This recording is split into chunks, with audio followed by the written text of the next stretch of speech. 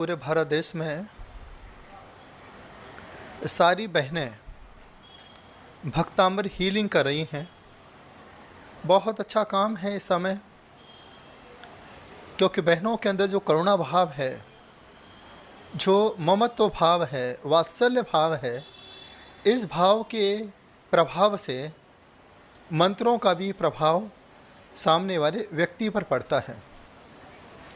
45 number की आराधना हम सभी करते हैं स्वास्थ्य लाभ के लिए, सर्व रोग निवारण के लिए। थोड़ी सी जानकारी मैं आपको देना चाहता हूँ। जब आप इसकी आराधना करें या किसी को हीलिंग करें तो कुछ बातों का आप थोड़ा सा ध्यान रखें। जब हीलिंग करें, हीलिंग करते समय व्यक्ति बहुत बीमार है, सबसे पहले आप उसकी बीमारी को पूछें। पूछने के बाद आप उसे एक डायरी पर नोट करें, लाल पेन से। नोट करने के बाद उसका नाम लिखें, उसका डेट ऑफ बर्थ लिखें, उसका टाइम लिखें और पूरी गहरी भावना के साथ, जैसे आपके हाथों में जो पावर है जिससे हम हीलिंग करते हैं, रेकी देते हैं, आप पहले इस तरीके से उस ओरा चक्र को बनाइए। इस तरीके से आप ओरा चक्र बनाना है, चारों तरफ से एनर्जी इकट्ठी करना है उस व्यक्ति का नाम लेकर के, और यही प्रार्थना करना है कि आज इस व्यक्ति का स्वास्थ्य अच्छा हो, ये इसका जन्मदिन है, ये इसका समय है, इसका समय अच्छा हो। ऐसे करके पूरी एनर्जी को इकट्ठा करना है। इकट्ठा करने के बाद फिर गहरी सांस लेकर के उस एनर्जी को हाथों में भरना है और फिर जहाँ पे आपने नाम लिखा है सीधा हाथ उस पर रखना है। सीधा हाथ रखने के बाद मन ही मन में प्रेयर करना है, ध्यान करना है आदिनाथ भगवान का।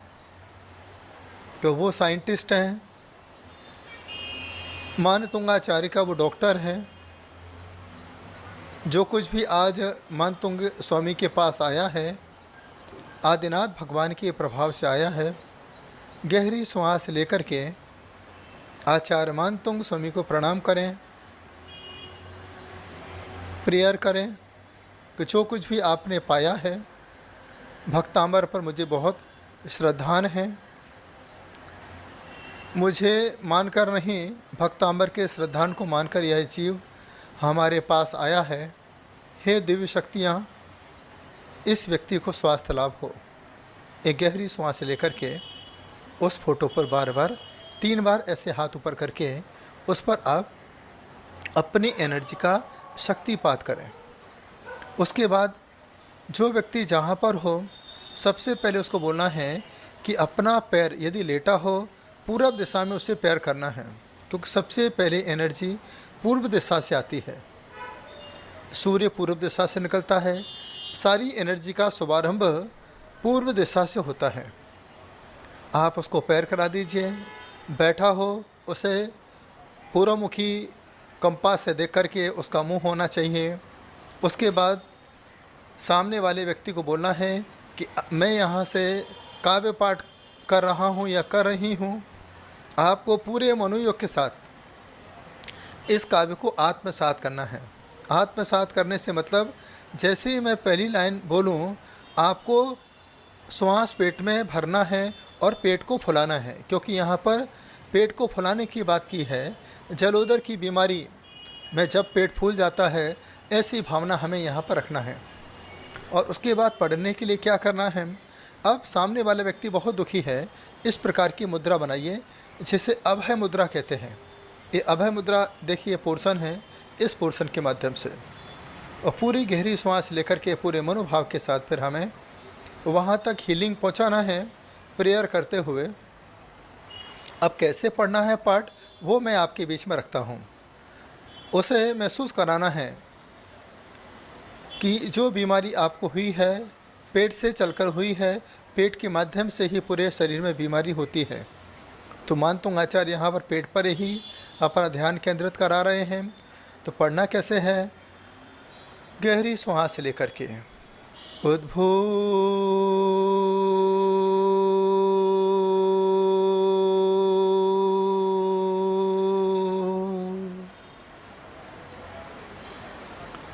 भीषण जलोदर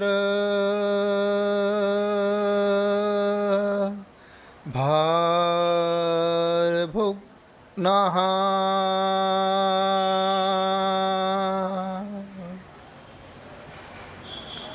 श्वास को पेट में भर लीजिए, श्वास के माध्यम से पेट को फुला लीजिए। दशा कैसी हो रही है उसकी चिंतनी है, सोचनी है, जीने की आशा छोड़ रहा है।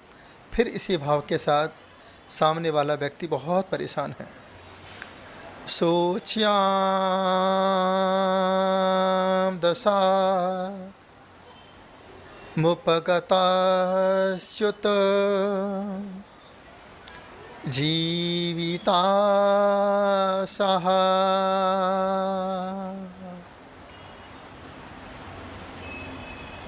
तीसरी लाइन में उसे बोलना है, व्यक्ति बैठा हुआ है, कहना है कि अब महसूस करें कि मैं भगवान के दोनों पैरों को पकड़ रहा हूँ। वहाँ से जो एनर्जी मिल रही है, जो मिट्टी मिल रही है जिसे रज कहते हैं, उस रज को मैं अपने शरीर पे लगा रहा हूँ। ऐसी भावना हमें तीसरी लाइन के माध्यम से सोचना है। ऐसे देखिए, ऐसे आप कर रहे होंगे तो एकदम आपके हाथों में वाइब्रेशन हो रहा होगा। फिर धीरे धीरे अपने हाथों को जिसको एनर्जी देना है ऐसे आगे हाथ ले जाइए और सामने वाले को बोलना है कि अब आपको आगे झुकना है, गहरी सांस लेकर के। और झुकने के बाद इन हाथों को ज़मीन पर टच करना है, क्योंकि यहाँ ग्रेविटेशन पावर होता है। इसी पावर से आपको पावर मिलने वाला है, जड़ है। त्वत्पाद पंकज, पकड़ो दोनों पैर, पकड़ लीजिए। बैठे हुए आदिनाथ भगवान हैं। अब यहाँ से क्या मिल रहा है? रज, उनकी चरणों की रज है, साधना की रज है। ऐसे फिर करके रजोमृत, अपने मुट्ठी को ऐसे बांध करके जो मिट्टी ली है मैंने, लगाना कैसे है? देख देहा,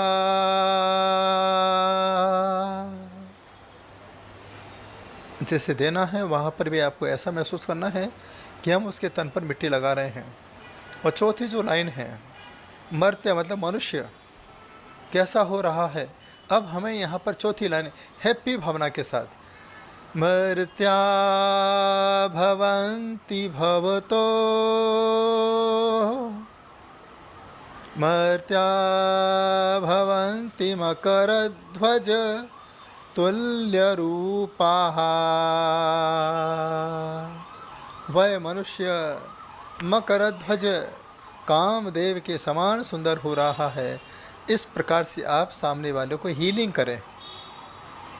बहुत प्रभावशाली ये काव्य है।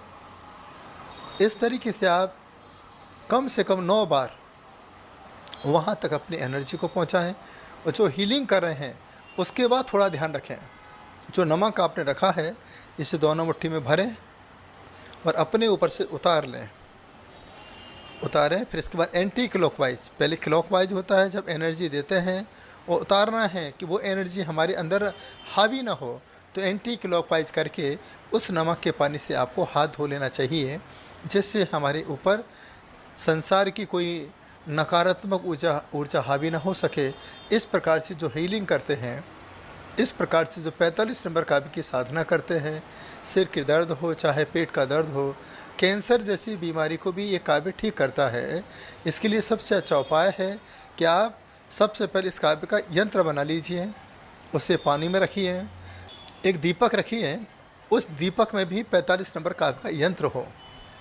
जब पूरी साधना आपकी हो जाए, जो दीपक में घी बचा है उसे नाभि में भरना है। जो पानी हमने रखा है चांदी के लोटे में रखिए, गिलास में रखिए, ये तांबे के लोटे में, उस पानी को धीरे धीरे पीना है, जल्दी जल्दी नहीं, चबा चबा के पीना है।